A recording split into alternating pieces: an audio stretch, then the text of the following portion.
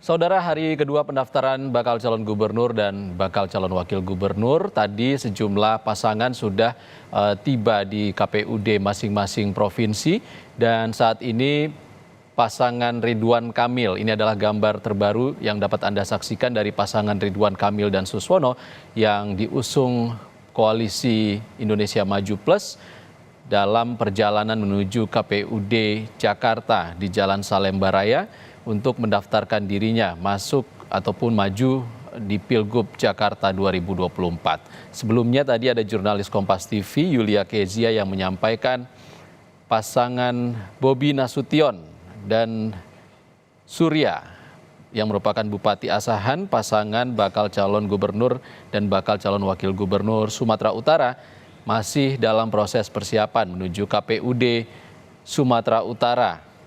Dan Kezia menyampaikan persiapan di sana sudah siap untuk menyambut bakal calon gubernur dan bakal calon wakil gubernur Bobi dan juga Surya. Tadi sebelumnya juga ada pasangan Airin Rahmidiani dan juga Ade Sumardi, pasangan bakal calon gubernur, bakal calon wakil gubernur Provinsi Banten yang sudah tiba di KPUD Banten sekitar pukul 13.30 siang tadi untuk mendaftarkan diri dalam Pilgub Banten 2024. Kita masih membahas proses pendaftaran dan bagaimana peta politik jelang pilkada ini bersama dengan Direktur Eksekutif Lingkar Madani, Ray Rangkuti. Masih bersama saya, Bang Ray. Halo. Halo Bang Ray, masih bersama saya? Iya. Iya. Bang Ray, kita pulang kampung dulu, Bang. Bobi dan Surya sedang proses menuju KPUD Sumut di Medan. Anda melihatnya seperti apa? Peluang dari Bobi ini elektabilitasnya paling tinggi kan dari sejumlah hasil survei. Anda melihat Bobi dan Surya ini bagaimana, Bang, di sana? Iya, ini kisah yang berbeda dengan kisah-kisah yang lainnya. Kalau misalnya di Jakarta itu kan koalisi partai yang besar itu seperti dipaksakan gitu ya kehadirannya gitu. Nah, menarik juga pernyataan RK tadi itu sebetulnya. Beliau mengatakan kan saya senang sekali kalau lebih banyak calon ya, lebih kompetitif gitu ya. Tapi itu kan nggak sesuai dengan fakta di lapangan. Dia borong semua partainya bagaimana banyak calon ya kan. Nah, kalau di Medan ini kesan saya agak alami ya. Agak alami itu dalam pengertian bahwa memang Bobi salah satu calon gubernur yang sejauh ini tertinggi suaranya meskipun selisihnya dengan Pak Edi tidak terlalu besar, bahkan cuma di margin error gitu ya. Selisih di antara keduanya kan 2-3% gitu. Nah, oleh karena itu kalau sampai partai-partai politik misalnya merapat ke beliau, ya ada alasannya secara logis yang bisa diterima ke perapatan partai-partai itu kepada saudara Bobi, karena memang melihat elektabilitas Bobi yang cukup tinggi gitu ya.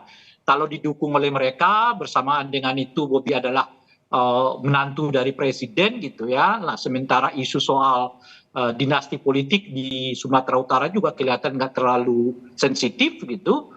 Ya tentu kelihatan ada harapan bahwa Bobi ini akan memenangkan pertarungan gitu.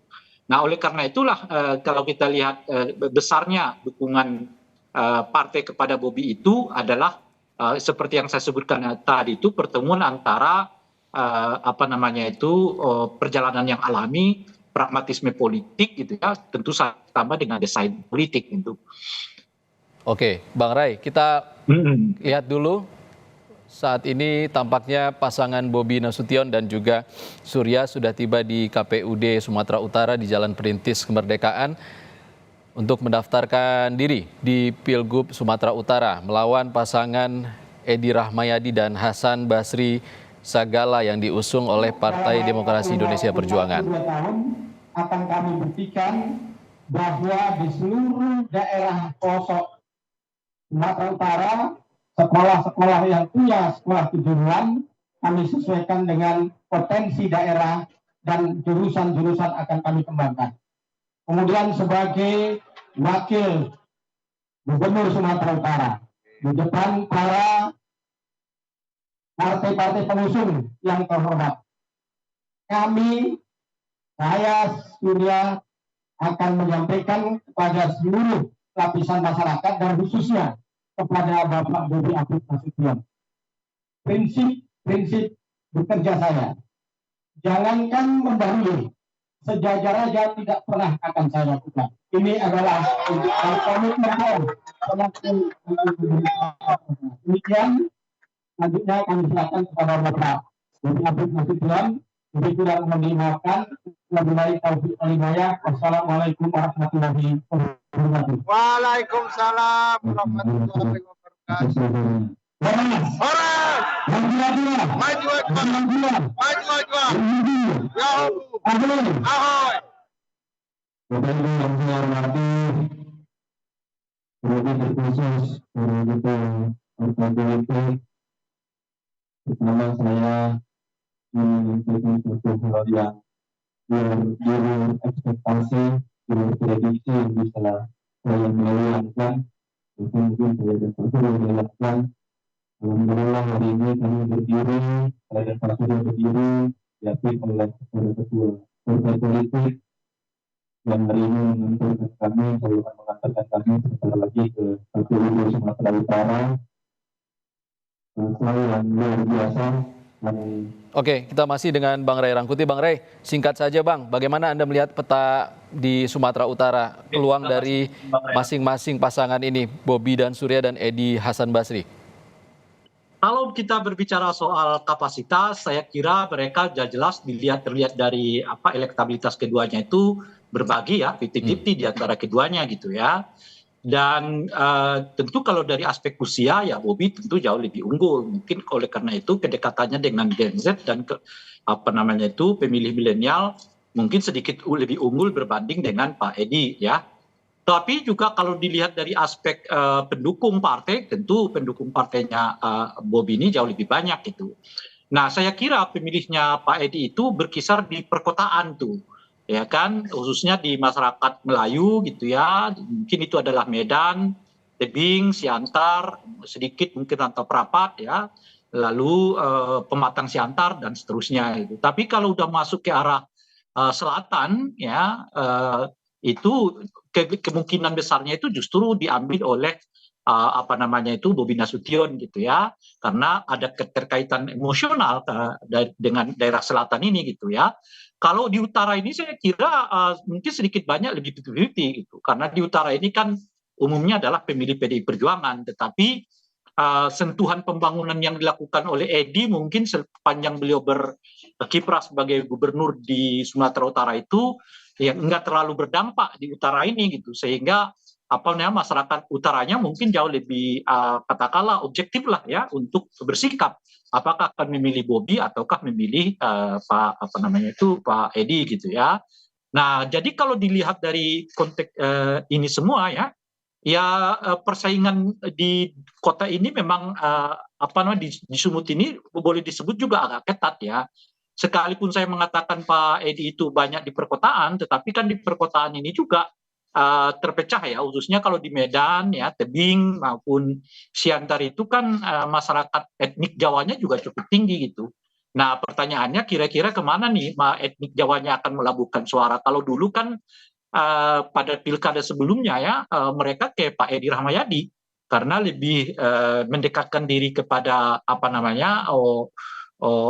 kedekatan religiusitas gitu ya dibandingkan dengan kedekatan etnik yang saat itu ada Jarod dari PDI Perjuangan gitu. Jadi kalau dilihat dari itu boleh jadi masyarakat Jawanya ya atau etnik Jawa yang ada di Sumatera Utara itu akan banyak ya bergabung dengan Bobi Nasution juga gitu. Nah dari aspek ini sih saya kira sedikit lebih lebih kompetitif ya, agak bersaing betul ini antara Bobi dengan Pak Rahmayadi gitu ya, meskipun kelihatan kecenderungan mungkin ya di atas prediksi dia ini berdasarkan prediksi yang kita sebutkan itu dia mungkin sedikit Bobi jauh lebih diuntungkan. Nah salah satu-satunya barrier dari dari Bobi ini saya kira cuman karena dia mantunya Pak Jokowi, sementara Pak Jokowi ini ya relatif tidak terlalu disukai oleh masyarakat Sumatera Utara secara umum ya, baik yang berada di perkotaan maupun di pedesaan gitu, umumnya yang berada di daerah apa namanya yang kita sebutkan tadi perkotaan Medan ya, Pematang Siantar ya, lalu Siantar, kemudian Tebing ya, Binjai, macam-macam itu. Yang etniknya umumnya ada di dalamnya itu adalah apa namanya Melayu gitu dan Selatan gitu. Nah, cuma keuntungan Bobi ini meskipun di selatan Pak Jokowinya tidak mendapatkan simpati yang kuat gitu, yang besar gitu, malah cenderung sangat rendah gitu. Tapi karena dia sendiri berasal dari selatan, saya kira itu akan tertutup gitu.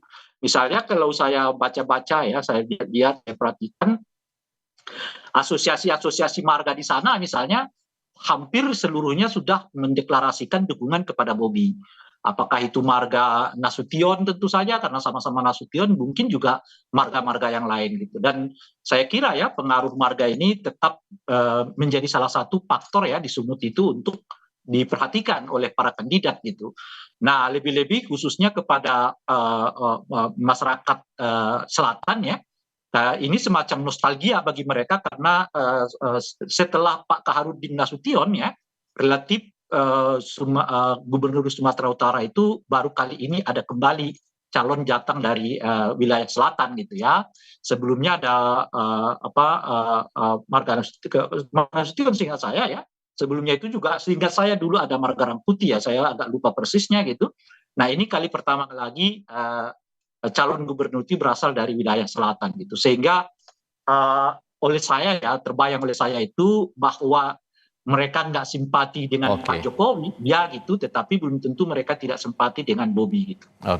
2021 lalu pandemi, Bobi Nasution dan juga Edi Rahmayadi juga punya kisah yang sangat lumayan panas ya Bang Ray ya, tapi kita nggak bahas itu sekarang, nanti saja kita membahasnya. Terima kasih Ray Rangkuti, Direktur Eksekutif Lingkar Madani sudah berbagi pandangan bersama kami di Breaking News Kompas TV. Saudara, Breaking News Kompas TV kami tutup sejenak, kami akan lanjutkan informasi pendaftaran Pilkada 2024 usai jeda.